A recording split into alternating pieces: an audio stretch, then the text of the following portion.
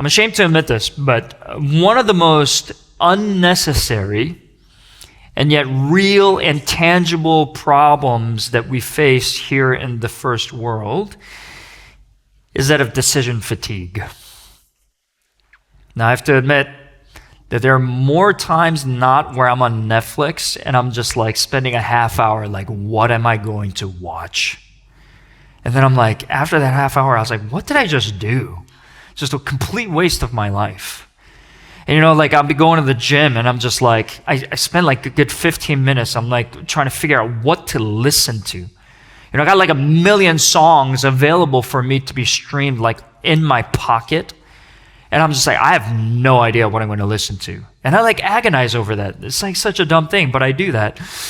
And, almost as a result of this like embarrassment of options that we have as modern society, it is no wonder that there's been this resurrection of nostalgic kind of retro gadgets that are finding an increased market.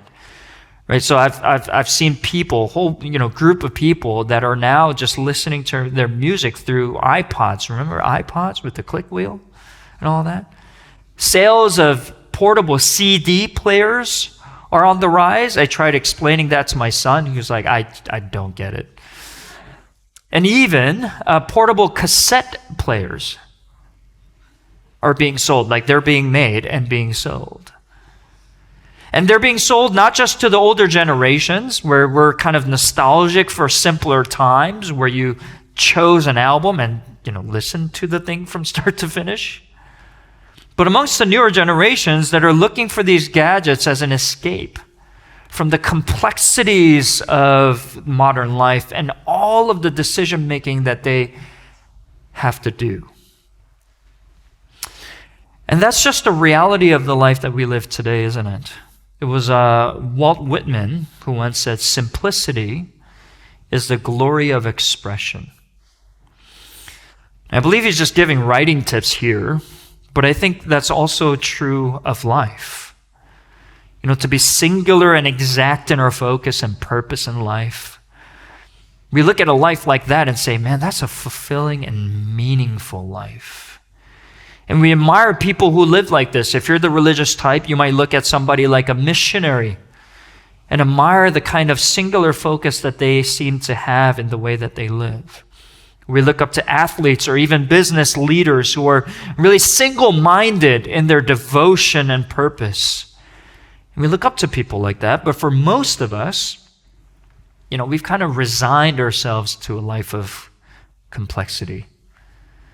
So we often say things like this, we might have started off life as innocent and naive, and, we had two choices that we have all throughout the day, which cereal I'm going to have, right? And we look back at times like that with nostalgia when in reality, if you were that age, life was complicated still.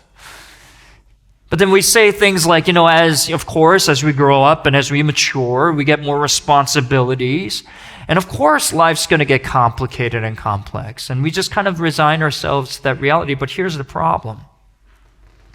The more responsibilities that we take on, the more we try to achieve. What happens when you've achieved everything that you wanted to achieve? When you've fulfilled your duties with all of the responsibilities that were put forth to you, you've fulfilled all of those obligations, and now you find yourself free. What do you do then? A lot of times what we find is that because we've been so driven by the demands that were placed on us, that when we fulfilled all of our responsibilities, we feel this kind of void and a barrenness of our life, and we look back at all of those years and say, what have I done with my life? And what do I do now? Now that I've done everything that I was supposed to do. And there's a saying that says, beware the barrenness of a busy life. When you achieved everything and you feel like, what am I going to do with my life? It's just exposing to you the barrenness that was always there. And when we no longer have busyness to distract us, then we're faced with the tough questions of life. What am I living for? What do I have to look forward to? And yet we have not trained ourselves to ask this question from a young age. That we're faced with these questions now. And that's, we just kind of look at that and say, let's not think about that too much and move on with our day. And that's what most of the world does. But today's passage, and we've looked at this very passage a number of weeks ago, but I want to revisit this passage because I believe these couple of verses in Revelation 22 offer us a vision of heaven as a life of remarkable simplicity. Yet a life that is abundant enough for the flourishing of not just of our individual lives, but the kind of flourishing that also leads to the healing of the nations. And so that's what I want us to look at under three headings. First, I want us to look at the life of heaven. Secondly, a life on earth. And lastly, the life of heaven on earth. Life of heaven, life on earth, and the life of heaven on earth. So first, let's take a look at the life of heaven. For that, I want us to look at the very first verse where it says, "Then the angel," this is the vision of heaven that the Apostle John gets, "Then the angel showed me the river of the water of life, bright as crystal, flowing from the throne of God and of the Lamb." Now, when we get to the picture of heaven, it's depicted to us as a river. And we see that the one descriptor that we get from this passage is that it's a river that is bright as crystal, flowing out from the throne of God. That is the defining feature of this river. Now, what makes a body of water bright as a crystal? When it's pure. Right? That's what makes water look like crystal, when it's pure. When there are no impurities in it. I lived on both sides of the Hudson River. I spent a number of years in Edgewater and a number of years in Hell's Kitchen. And I love the Hudson. We love going out to the Hudson and walking by the river. I'll tell you, the Hudson ain't that. A river that is pure. And by the way, it's the same way like when you look at a diamond, for example, right? Part of what determines the value of a diamond is how pure it is. And what makes the thing pure is the simplicity of its makeup. When there's nothing but diamond, that's when it's valuable. There's no impurities in there, nothing other than diamond in that thing.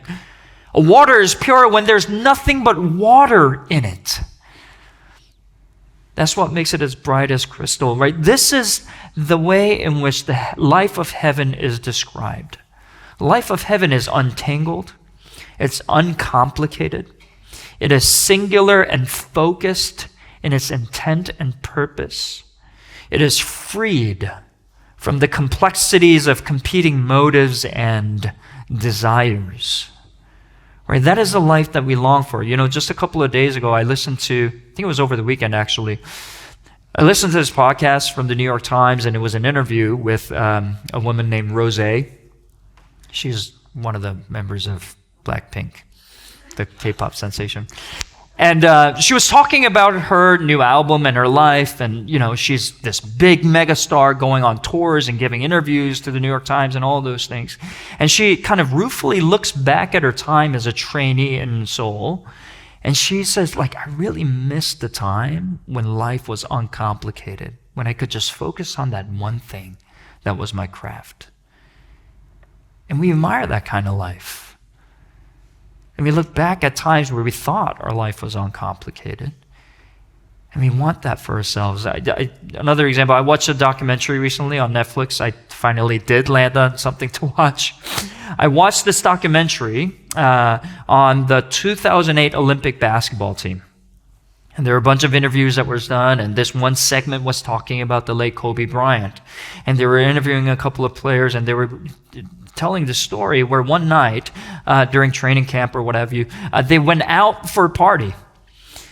And, as single wealthy men do, they partied all night, late into the night, early on into the morning, and they come back to the hotel, and they're about to take the elevator and go up to their rooms to rest or what have you for the next day, only to find that as the elevator doors open up, they see Kobe Bryant, drenched in sweat. Apparently, he got up in the wee hours of the morning and already gotten a workout in while the other players were coming back to go to sleep. And the players talk about how this singular, obsessive focus on winning and being perfect in his craft was so inspiring for the whole team that it galvanized the whole team to work hard, to train hard towards winning the gold medal. There's something attractive about being singular in our pursuit of something. And that is the life of heaven that is being given to us, a life of clarity and purity, bright like crystal. That's a life that is promised by God in heaven. Now imagine if we were able to live a life like this. Like, what if your inner life wasn't so complicated? What if you're freed from the stress of struggling to find your identity and your meaning and purpose? Where you experience the satisfaction of a settled identity, knowing exactly who you are and knowing exactly who you are not. What if you are at complete peace with your past and your present?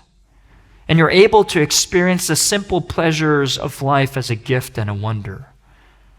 Most of us, we have to go through therapy and counseling for that. Well, I should say most of us just ignore this reality. And we say we are at peace when we are not. What if our relationships were simple? Like, there was no questioning one another's motives. You're always able to trust one another. What if you're part of a community where you could be seen deeply for who you are, exactly who you are, and not have to fear being ashamed or feeling guilty? What about your workplace? What if you could see the direct labor of your hands leading directly, unencumbered, to the flourishing of others, without the drudgery of bureaucracy and corporate structure and workplace politics? To know, by the way, some of you have completely written off the industries that you work for, as if they were irredeemable. But what if your industry is a place that you could trust to be single-minded and pure in its intent to add value to the world instead of extorting it for their own benefit? Yeah, friends, this is the life of heaven. Like a river, right, bright as crystal, flowing from the throne of God and of the Lamb. A life of beautiful simplicity. That is the vision of a restored and renewed world. But alas, we don't live the life of heaven, we live life here on earth. So let's take a look at what that means. Here's the thing. When we talk about the life of heaven, a life of simplicity, and those kinds of things, it may stoke certain desires that we may have in our hearts or kind of feelings of nostalgia. But here's the truth, we would say. The world's problems and the issues as it pertain to our hearts are actually deeply layered. Where if you were to pull one thread, and soon you'll find that it's tangled beyond our capacity to figure out. And so we say, as much as we may enjoy the stories of, athletes or, business leaders that are singularly focused on one thing, and as much as we lionize them, right, to, have hope for us or something like that, we know that in reality, the truth is a lot more complicated. Like, if you're singularly focused on one thing in life, you're always going to pay a price in other areas. So if you're obsessed about success, here's what often happens. Some of you may have experienced it in your own life. Your family gets neglected. You experience decline in your mental or even physical health. They take a back seat.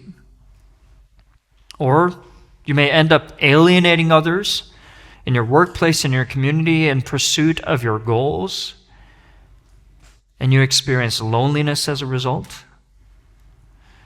Do you know that among adults in the United States, there's a loneliness epidemic? Like none of us have friends. Why? Because when you are singularly focused on something, there's always a price to pay, we say. And we know this, so we cling to phrases like work-life balance. Right? You heard of that phrase? Work-life balance. Now it sounds nice, but like if I'm being honest with you, when I hear work-life balance, that stresses me out. You know why? Because of the word balance is in there. So it's up to me to juggle everything. And I need to be able to balance it. And if with one slip of the foot, or if I lose concentration for just a moment, I'm in danger of everything falling down. We need to balance everything. And it's on us, and it is exhausting, but that is the reality. And that's why when any talk of simple life can sound incredibly naive, reserved for the most privileged among us, or downright offensive and cruel.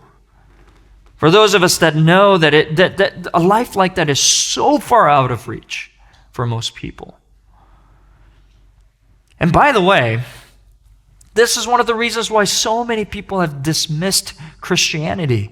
Because when we hear things like, just have faith in God, just let God be God, when we hear simplistic answers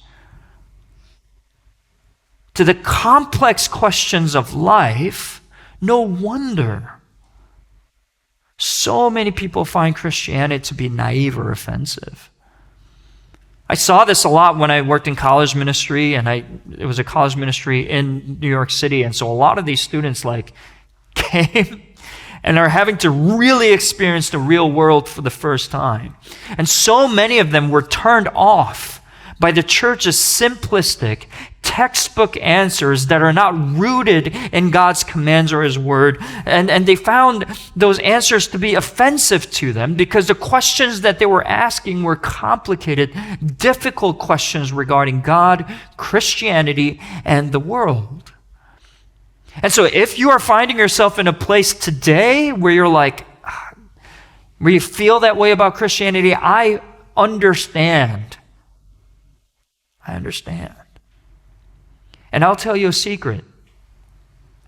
Even for those of us that profess to be Christians, deep down in our hearts, we doubt the practicality of a simple life. Let me show you why.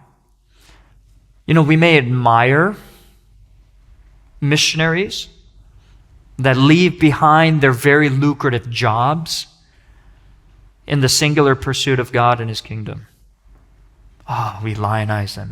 And, when they come to visit, we treat them well. But in reality, in our hearts, for those of us that are here, we live with the resignation that says, I'll never be like that. And so we live with this kind of low-grade guilt of knowing that, perhaps we should be more radical and, knowing that we'll never really live a life like that. And so many of our religious activities become ways in which we try to alleviate that guilt. Short-term mission trips, serving in the church. We long for the simplicity of following Jesus, but we've resigned ourselves to never achieving it. And we say, you know what, this is just life, And so we see Christianity as a temporary respite from the complexities of life. We find comfort in the simplistic answers. And we accept this worldview, oftentimes seemingly blindly. And then what we do is we relegate it to the realm of the church and just accept that the truths that we hear from the pulpit will have absolutely no bearing on what happens to our life from Monday to Saturday. That's life on earth.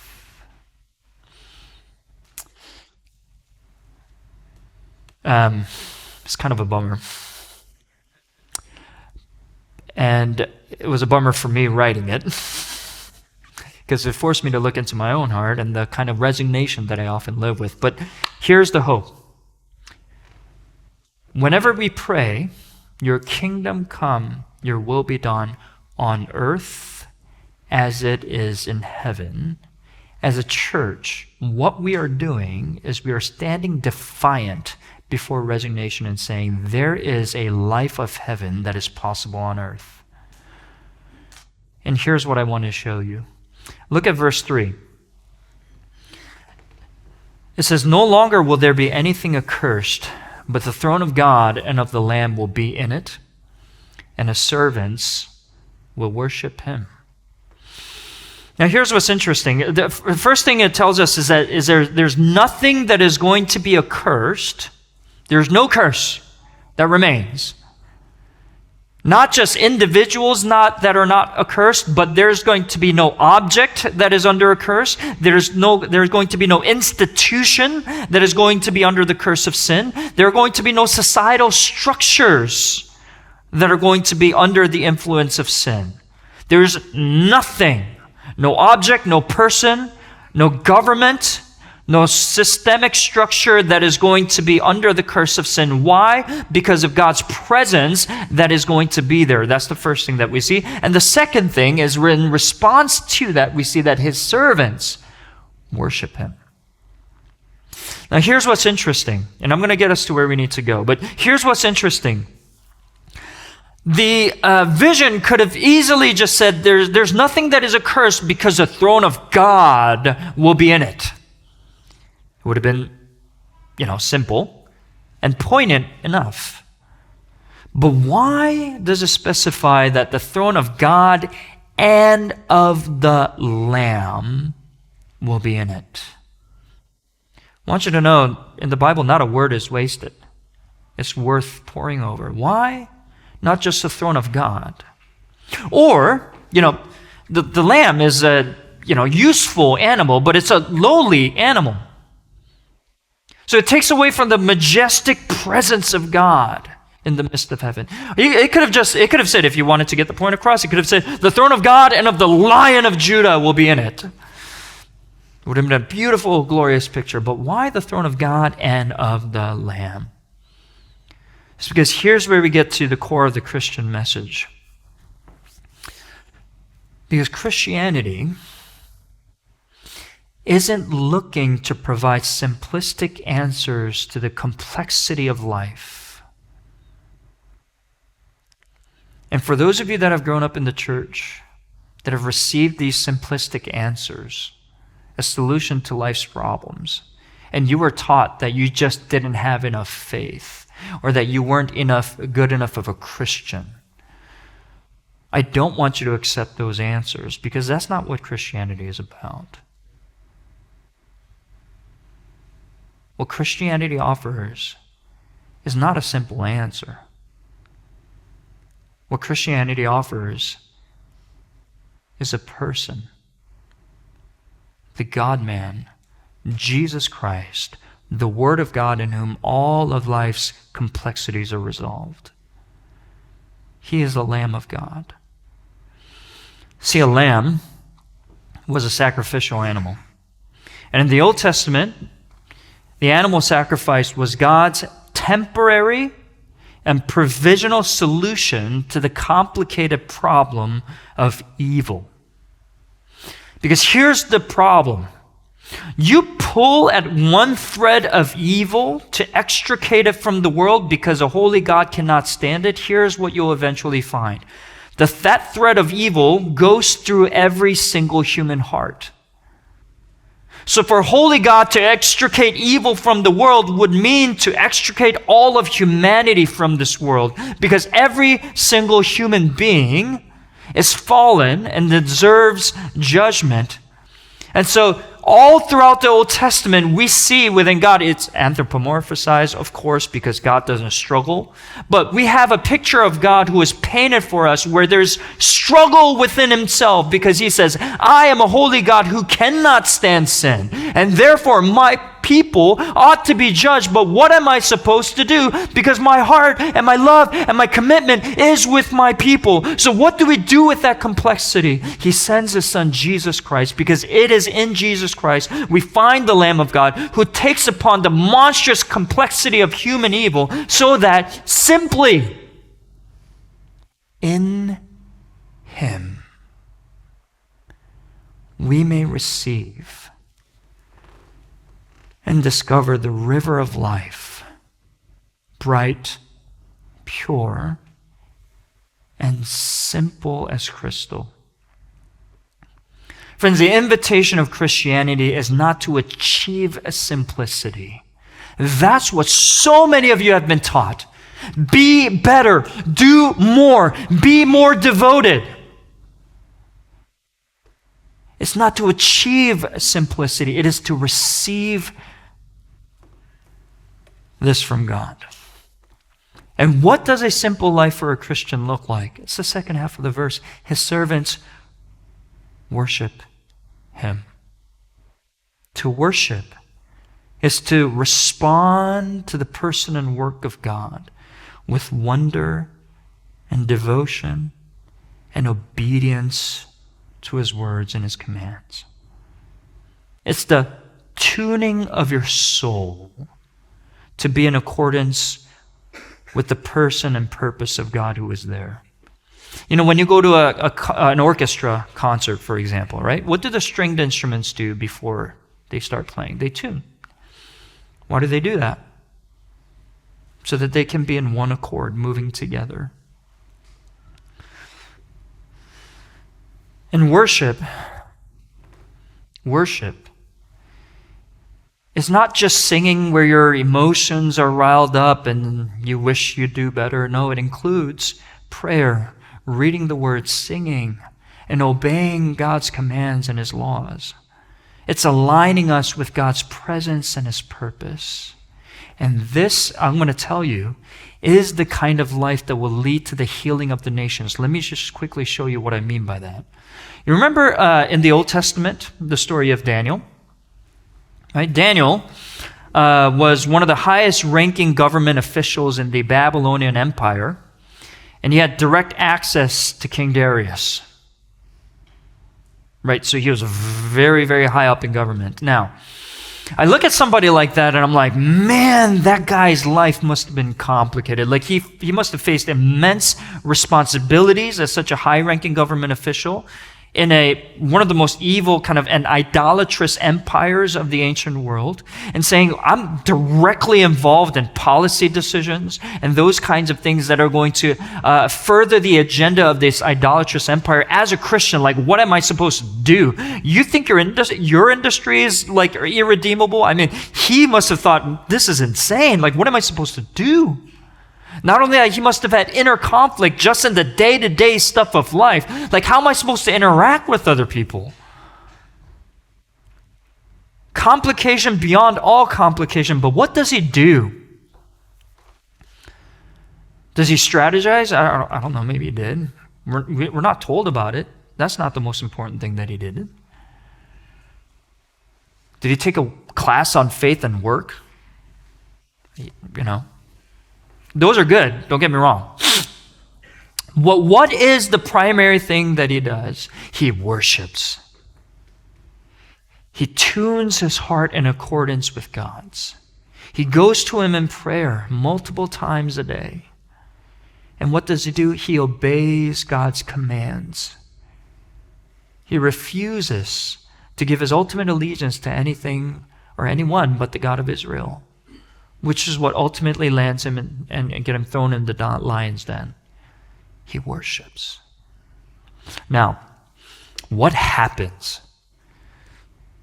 I'm going to read for you Daniel 6, verses 26 to 27. It says, I make a decree that in all my royal dominion people are to tremble and fear before the God of Daniel, for he is the living God, enduring forever. His kingdom shall never be destroyed, and his dominion shall be to the end. He delivers and rescues. He works signs and wonders in heaven and on earth. He who has saved Daniel from the power of the lions. I mean, we could see this like exclamation of praise in the book of Psalms. But this is coming from the mouth of King Darius, the ruler of this evil empire. You know, when I used to think about this passage and when I learned, I would think that his worship and obedience is what caused this change. We often talk about it like that, right? Come worship, be good, and then God will show up and do incredible things. And I often thought about it this way, but no, God is omnipresent. God was already there. And he didn't show up just because God is this piñata and, for Daniel, prayer and worship was the way in which he whacked the piñata enough so that God was obligated to spill out this change. No, worship on the part of Daniel is what attuned his heart and his mind and his being to the presence and the work of God. And what he got to do was he got to bear witness to this miracle that God had in store. Friends, let me tell you, a life oriented around God in worship and obedience is the most impactful response that you can have to life's complexities. Why? Because worship acknowledges human limits.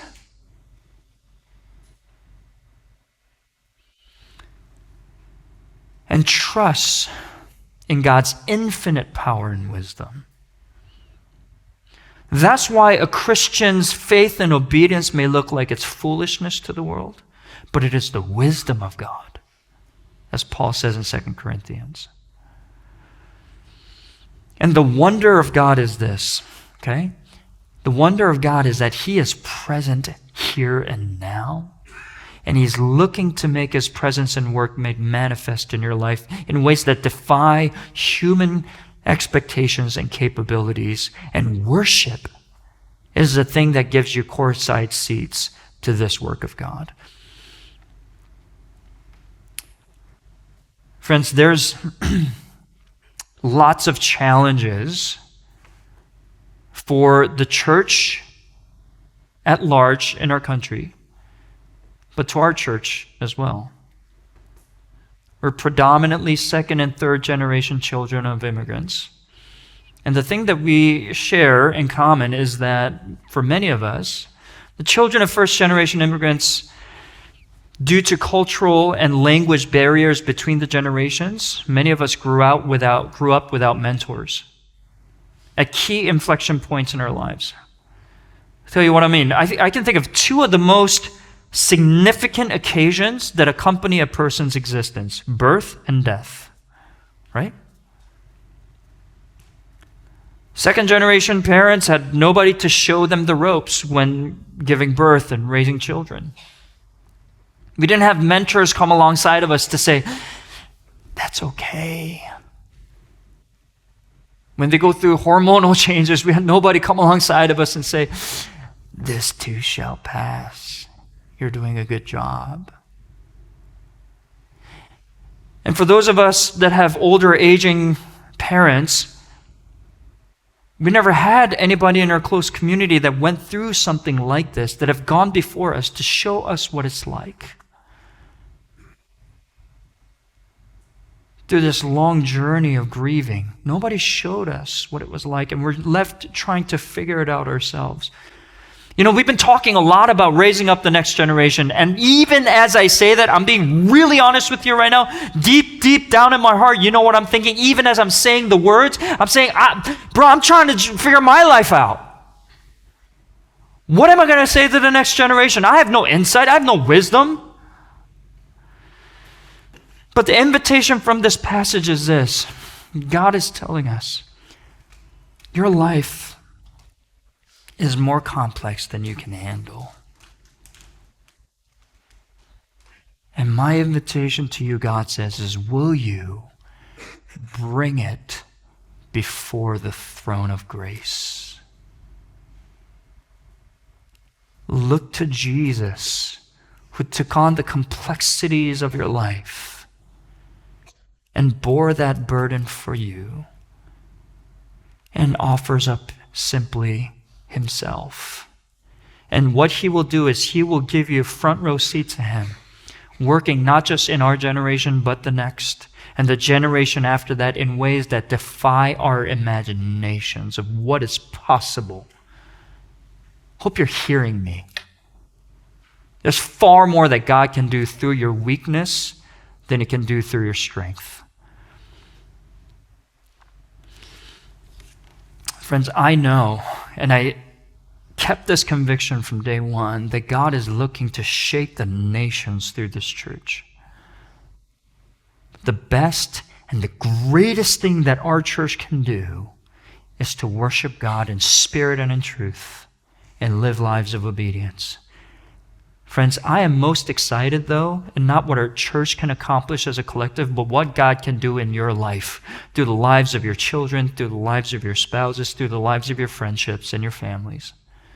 I want to see Daniels in our church that are faithful and pursuing excellence in whatever they do within the complexities of life, but at the same time defy the expectations of the world and still pursue and run after the joy of simplicity, of a simple life of worship, and to sit back and watch God go to work.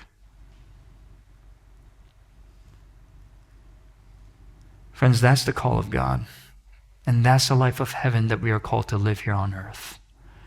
So let us worship together before the throne of God and of the Lamb. Let's pray.